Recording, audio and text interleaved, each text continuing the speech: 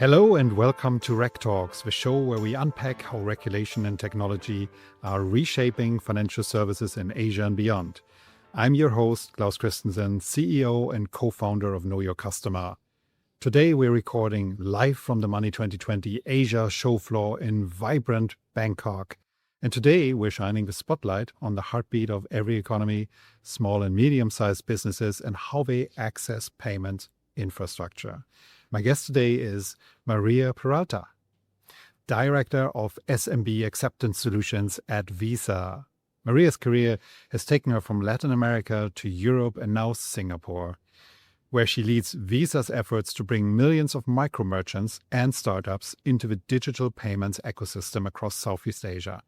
Whether it's acceptance programs that turn smartphones into point-of-sale devices or partnerships with RegTech startups, Maria is at the center of all. Maria, thanks so much for joining today. Thank you so much, Klaus. It's a pleasure being here and meeting you, of course, and being in the vibrant Thailand as well. Yeah. How did you like the event? Oh, amazing. I had so many meetings. I'm also part of the Rise Up Mentor and Leadership Program for women in payments. So very glad to be here. Yeah. Rachel also does a lot in that, our last podcast guest. Very interesting. Yeah, I love it here too. Bangkok is always nice anyway. And this event is small enough that you do meet, and it's really good people here. Yeah, you form deeper connections. Yes, you do. I like it. Exactly. There's other events like the Singapore FinTech Festival, but then you have 70,000 other attendees. That's a different thing. Yeah. But it's exhausting. This is the last day. Oh, yeah. And we're both off to the airport after this.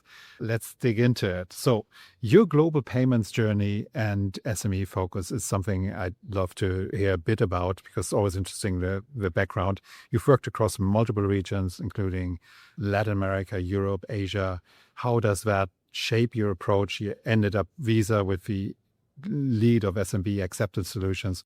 How does your background go into shaping your approach and helping small business embrace digital payments? Yeah, absolutely. So each region is unique and it has its challenges and opportunities. I like to kind of compare them in the following way. So Latin America has this entrepreneurial spirit, this fire, but the infrastructure sometimes is a bit behind. Europe has amazing financial systems, but sometimes there is a need of like more startup-y culture to keep up with the tech-savvy customers. Well, I used to live in Germany, and if it wasn't during COVID, I would still pay in cash in some restaurants, but not because I wanted to, but because the merchants were not keeping up. But now things have changed. And I think Asia or Asia Pacific is kind of a combination of the two. There's a lot of digital savvy customers and even merchants as well, but there's still a huge unbanked population. It has kind of uniqueness in that sense, but I always say to everybody, I arrived to the big leagues in Asia Pacific. There's a lot of things going on, but there's a lot of fire everywhere, of passion. And of thereby opportunities. Yeah, exactly. I have a kind of similar journey there. I'm originally from Germany, so obviously there is a connection. And I did start a small business before there and ran that. It's still running actually. But to create the bigger business of Know Your Customer, we came here to Asia and started it here. Wonderful. Yeah. Mm-hmm. Initiatives like your company's rapid seller onboarding can activate new merchants in as little as 7 days. What pain points did you target, and which process changes made it possible? And how can we get even faster? Yeah, of course. Yeah, always. Speed is a must. So definitely long onboarding processes is one of the key pain points for small merchants. They might not even be able to describe it, but if you think about digital payments and specifically with cards, they will say, no, I need, to get a bunch of paperwork. I need to go to a branch. It is very complex. I don't even know what I need for that particular process. So rapid seller onboarding comes as a solution for digital onboarding, where we are kind of expediting that process, combining some kind of simple process in the background, but also kind of minimizing that interaction and making it very friendly for small merchants, which at the end just want to run their business, right? They don't want anything else and hopefully grow their business. Yeah. So this has really helped. We have a very interesting use case with Maya in Philippines. They started using it and now they're digitally onboarding their small merchants so that it works. Side question to that. I believe these SMEs are coming from Europe. We have just a different viewpoint here. But coming to Asia, you just realize how important they are here. In scale, there's so many micro and small businesses, and how important they are for their economies at scale. And as a third point, how important they are in lifting people out of poverty or very simple circumstances up into the middle class. I think that's a positive thing that you'd absolutely support with these issues. With Absolutely. These like techniques. if we think about some stats in Asia Pacific, there are 200 million small businesses, 60% of contribution to the GDP, and 70% of local employment. I didn't have those figures in mind. Yeah, incredible. It's gigantic. So if touching this space alone, we're kind of helping the livelihood of many, many people, many families, and uplifting economies altogether. So it's crucial. So for now, digital onboarding is our solution. To answer your question on even further speed, we're exploring new things, but this is kind of where we're now. But we're always open. It's a great step anyway. If you can open a business and then the week after that, you can actually accept payments. Great. Tap to phone, something that I heard more and more, lets the street vendors start accepting digital payments in minutes. What challenges do small merchants and emerging SME markets face, and how is Visa tailoring solutions to overcome them? Yeah, let's start with the challenges. Yeah. We have done a bunch of research around this, and some of the things are not payment related, right? Because small merchants are thinking holistically about their business. So we're talking about increased competition. They're kind of, with side by side with a competitor, the need of making operations more seamless, regulation being complex and them navigating that. Monitoring performance is complicated as well. Challenges with cash flow, that's key. And in general, stressful to plan, even more so now with a lot of uncertainty across the economy. So those are the challenges. And I would say they're even common across regions, right? Like it's just the nature of being a small business. But one thing, just to touch on the topic of tap to phone, in Visa, we like to talk about a concept called billions of sellers.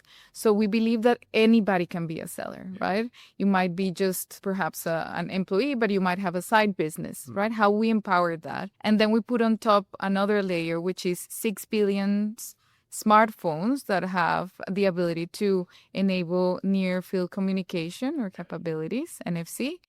And then we have even more than 60% of enabled cards to be able to pay with contactless technology. So combining all of this, tap to phone is kind of ready to kind of solve and allow sellers to be able to accept payments without needing the device, right? Which is upfront financial cost that they don't want to bear, right? It is new in some situations. It might be a bit particular to say, okay, now my phone can do that. So it requires some familiarization. But in Europe, it took a while until one day in Germany, I was in a restaurant and I saw the phone and I said, okay, it's starting. And in Asia, I see it more and more and more. And we have grown quite a lot in the take-up.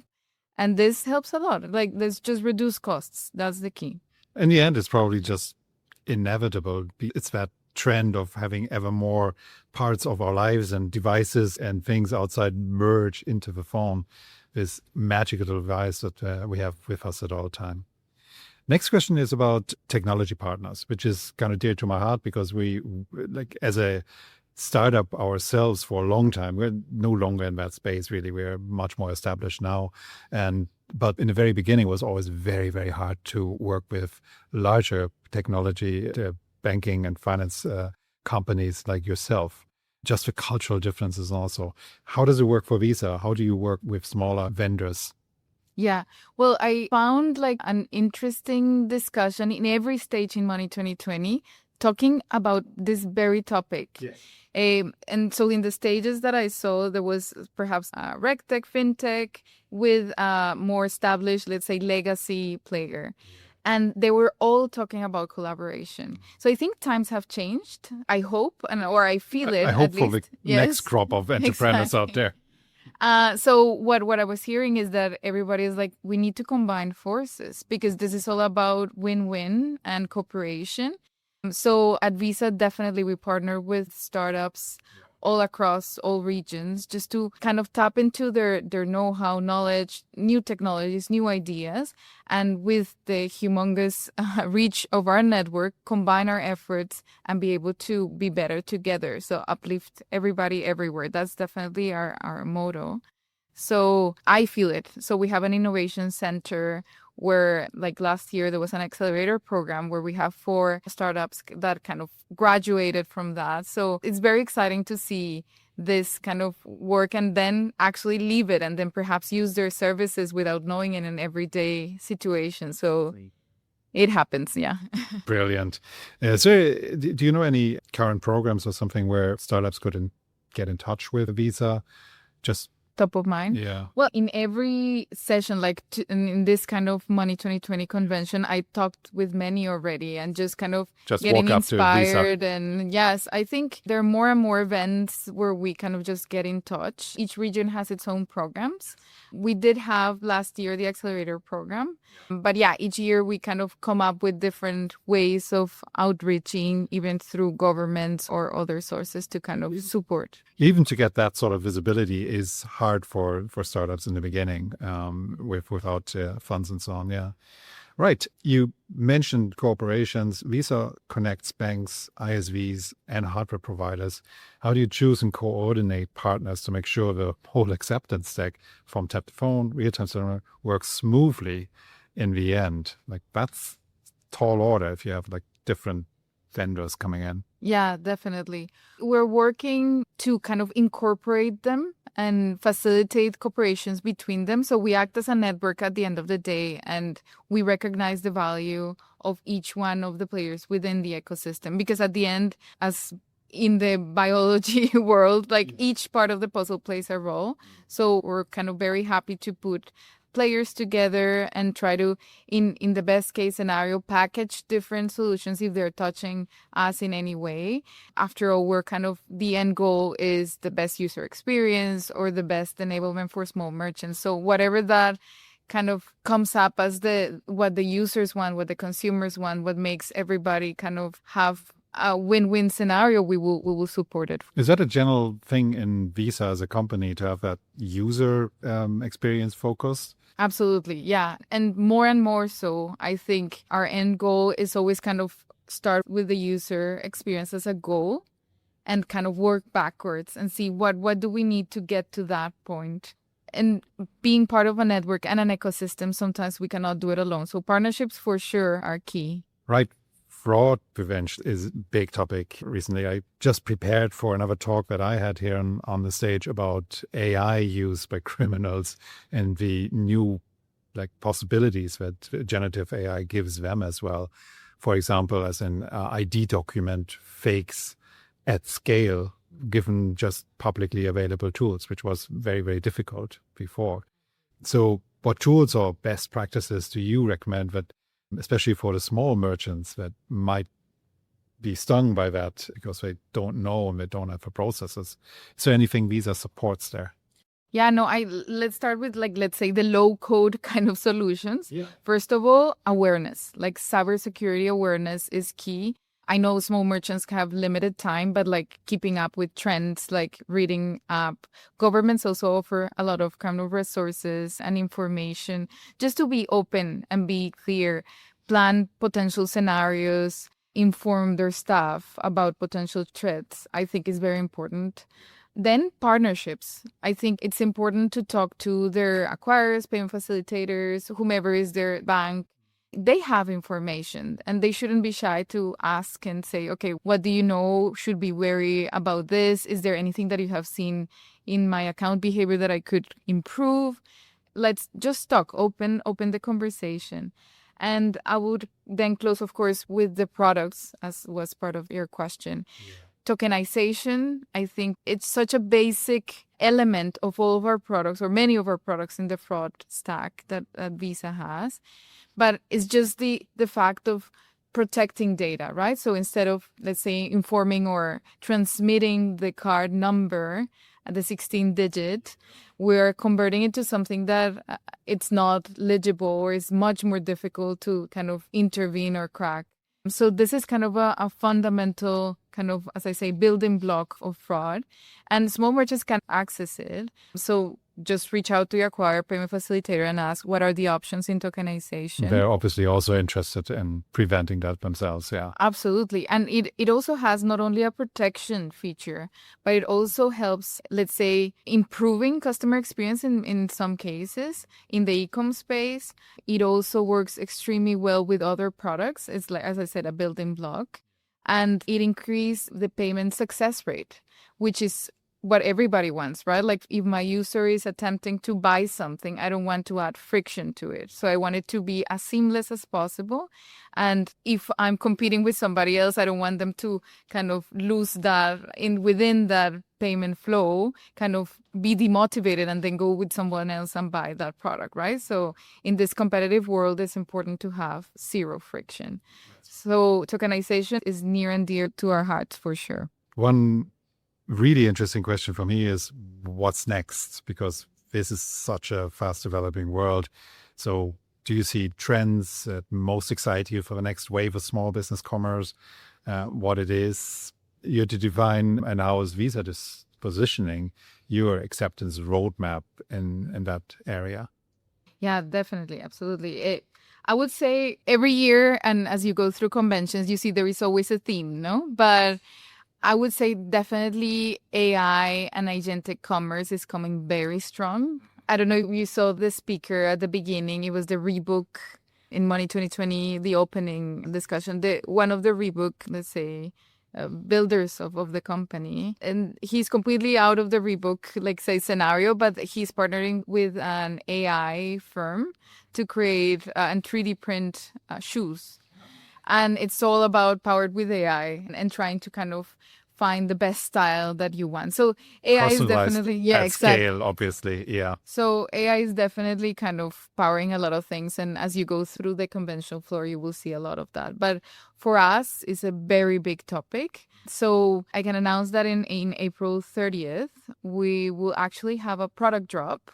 So if you look and you put Google Visa product drop, actually there is a way for you to subscribe to the live stream. And there we will be announcing more new products to come. So also on the AI kind of agentic world. So interesting. AI is accelerating all product development and is firing up things a lot. Like almost resent having to spend so much time learning, not learning, but experimenting with new things, because on the other hand, I do need to run a business and not just Ghiblify my profile picture, which we all did. Yes. That was a nice And then 2 feature. weeks later, Sam Altman releases something else entirely with the 03 and 04 models there. And it's a rapid pace at the moment. Absolutely. Yeah. I do have one more question that you don't need to answer for Visa, just on a personal level, but I do ask everybody. So I do want to ask a question. So the idea is, if you woke up as the global regulator and you could change things, is there anything you could think that you would concentrate on?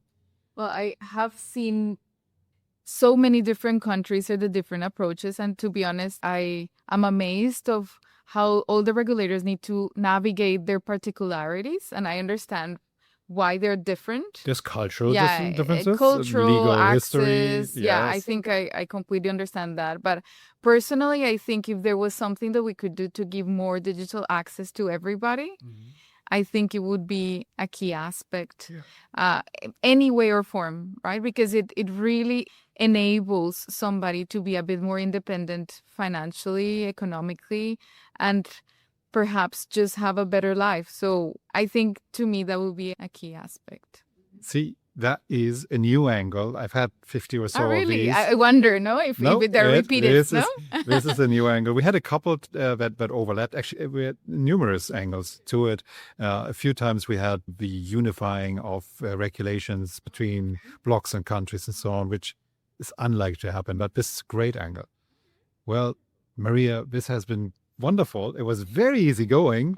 And thank you so much for making the time, even though we're both headed to the airport and we have to run. Thank you. No, it was amazing, Klaus. Thank you. And see you soon. See you soon.